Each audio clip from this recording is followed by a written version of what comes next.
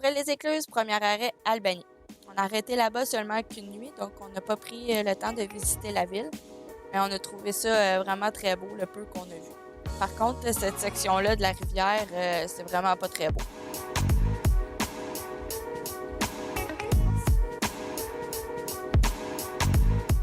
C'est ici qu'on croise nos premières barges et cargos. Là, on commence vraiment à se sentir petit à côté d'eux. Ils ne font pas tellement de vagues, excepté quand ils tournent, ben là, on jump un peu. Ce que je retiens d'Albany so far, ça sent là, mauvais. Oui, ce management, il y a des usines de traitement de gaz, de diesel partout. Ça pue. C'est dégueulasse.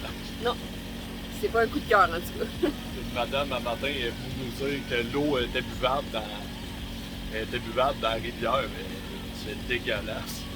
Nous, à date, c'est l'apéro qu'on a vu. La madame dit que ça n'a jamais été aussi propre. Je veux pas voir le avant. On continue la descente de la rivière jusqu'à Catskill. Pour nous, c'est un arrêt vraiment important parce que c'est là qu'on va enfin remettre nos mâts. Le canal est étroit ici à Catskill et on s'ancre pour la première fois avec une corde à un arbre. C'est vraiment une première pour nous. Habituellement, on s'ancre toujours dans une place où on peut faire un 360 autour de notre ancre selon les vents, marées et le courant. Par contre, ici, le canal était vraiment trop étroit pour nous permettre de faire cette manœuvre-là. Donc, on a dû s'ancrer normalement, puis ensuite attacher une corde à notre bateau et en dinghy, aller l'attacher à un arbre. Comme ça, le bateau il bouge pas, puis on a pu rester dans cette position-là tout le long.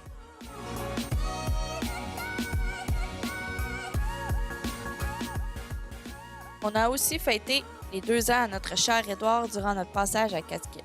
Fête de Didi! Et bip bip! Hourra!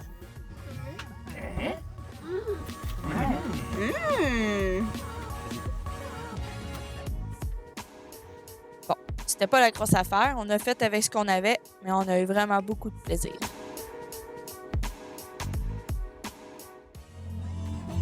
Where are you? Wow! Where are you? Where are you? Bravo, Didi! Édouard passe du bon temps avec son parrain à nourrir les canards. Je peux pas dire, par exemple, que son parrain, lui, passe autant du bon temps que lui.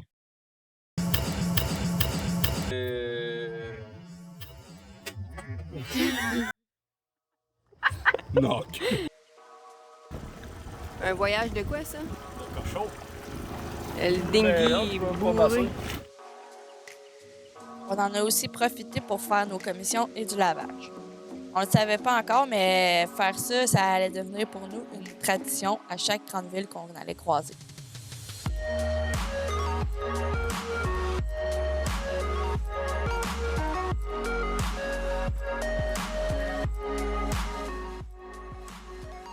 On était censé rester seulement 2-3 jours à Catskill, le temps de remettre nos mâts et installer les voiles sur chaque bateau, mais finalement, on est resté 13 jours là-bas. Alex avait un petit problème de moteur. Et oui, encore. Puis même si rien n'était brisé, Alex a préféré changer la pièce plutôt que d'attendre des gros problèmes futurs.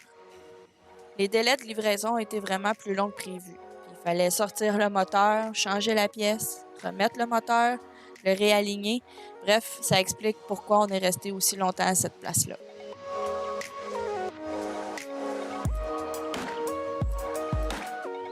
Nous, nos moteurs dans nos Catalina, il est central plutôt que d'être sous l'escalier. Ça a ses avantages puis ses inconvénients. Un gros inconvénient pour nous, c'est que quand il faut aller dans le moteur, il faut défaire la cuisine puis le salon au complet. On se retrouve à faire du camping un peu dans le bordel. Cette fameuse clé, Oui, la fameuse clé. la fameuse clé à patte de moteur, ça c'est une clé universelle. J'ai breveté ça. Puis elle dévisse toutes les pattes de moteur sans exception. Facilement utilisable dans les espaces clos. Fait que t'as coupé ça. Une grosse clé de main. Non, je l'ai inventé. Mais non, c'est une clé bien botchée, là, coupée, grindée, puis... Finalement, c'est très utile là, jusqu'à présent. J'avais bien plein de peine là, quand je l'ai coupé, mais en fin de compte, la peine est disparue après avoir vu l'utilité de cette clé-là. Très utile. Quand même, bon. Mais bon, Alex a changé la pièce puis il a tout remis son bateau en place.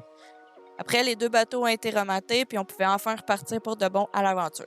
On rêvait depuis longtemps de retrouver nos mâts puis nos voiles. C'est des voiliers, ces bateaux-là, après tout, pas des bateaux moteurs.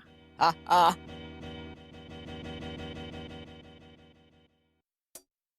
On a fait beaucoup de routes les jours suivants pour compenser les 2 dernières semaines sans avancer. Évidemment, aussitôt parti, aussitôt les voiles sorties.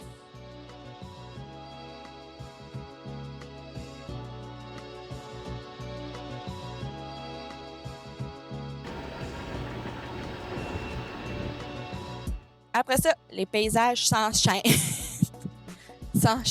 Les paysages s'enchaînent. Tranquillement, on sent qu'on approche de la grande ville. On reste une nuit par ancrage environ, donc peu de visites pour ce bout-là de la rivière Hudson. Sauf une petite escapade de soirée à Kingston.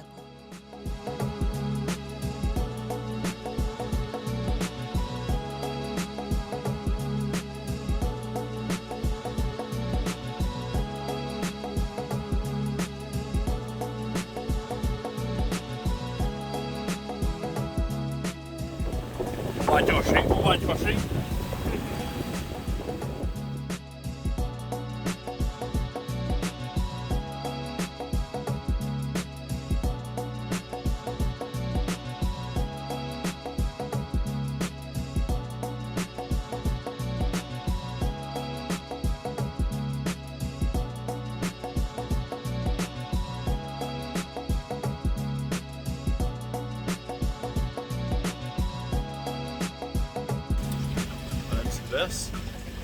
Bon matin!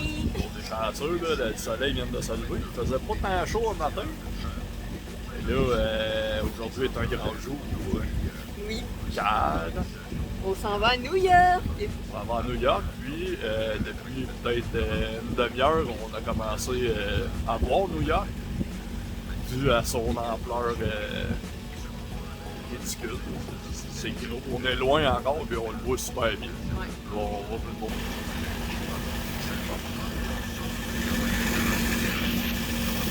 Ça paraît plus loin ici, à l'œil nu, on le voit pas mal mieux, là, mais New York est juste là.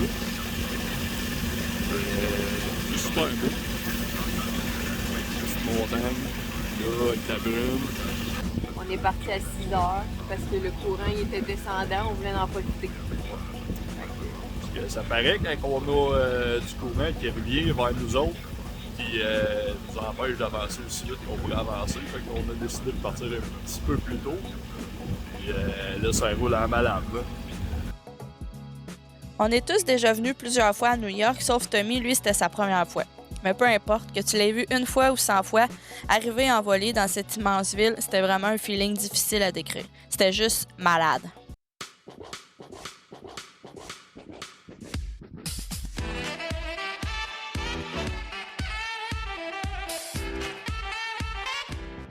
En plus, on s'est fait le plaisir d'arriver sous voile pour rendre l'expérience encore plus sa coche.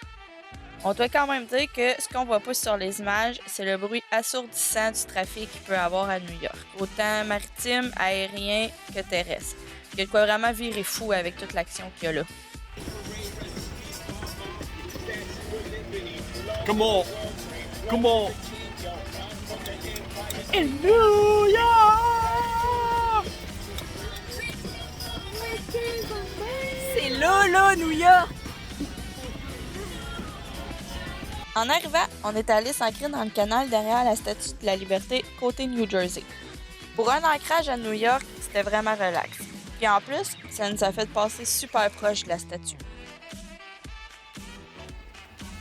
On peut y voir ses rides. Une fois bien ancré, on était prêt à partir pour explorer la grosse pomme.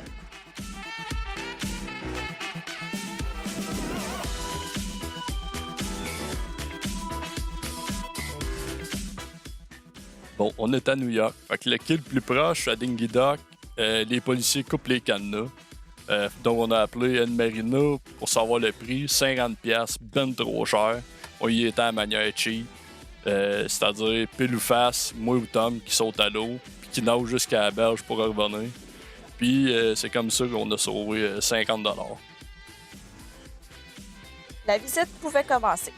On a été voir les places emblématiques de New York pour montrer ça à Tommy. Méchante belle journée, puis méchante grosse journée aussi.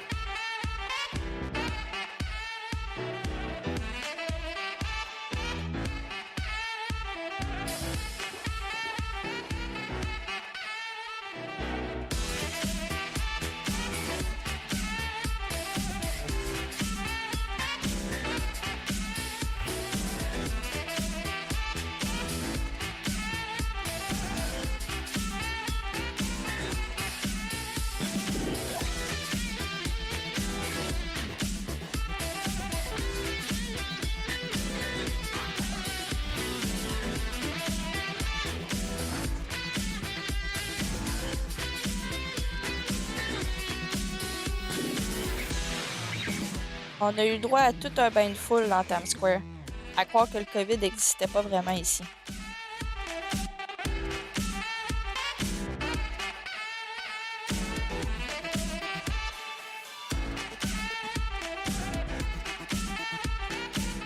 On n'a pas beaucoup de vidéos, mais se promener dans Central Park le soir, c'était vraiment spécial. Sauf pour les millions de rats qui passent partout. Mais ça, c'est un petit détail.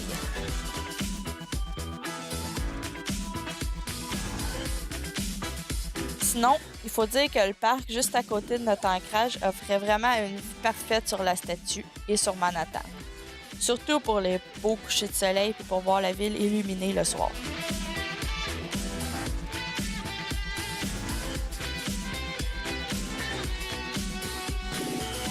Pour bien finir notre périple, c'est aussi ici qu'on a obtenu notre fameux Cruising License, nous permettant de poursuivre notre voyage en eau américaine. C'était vraiment un gros stress à cause du COVID, donc le soulagement était immense.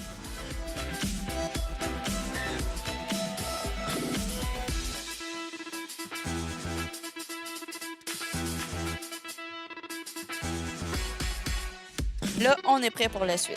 Excité puis un peu nerveux, mais surtout excité. Océan Atlantique, here we go!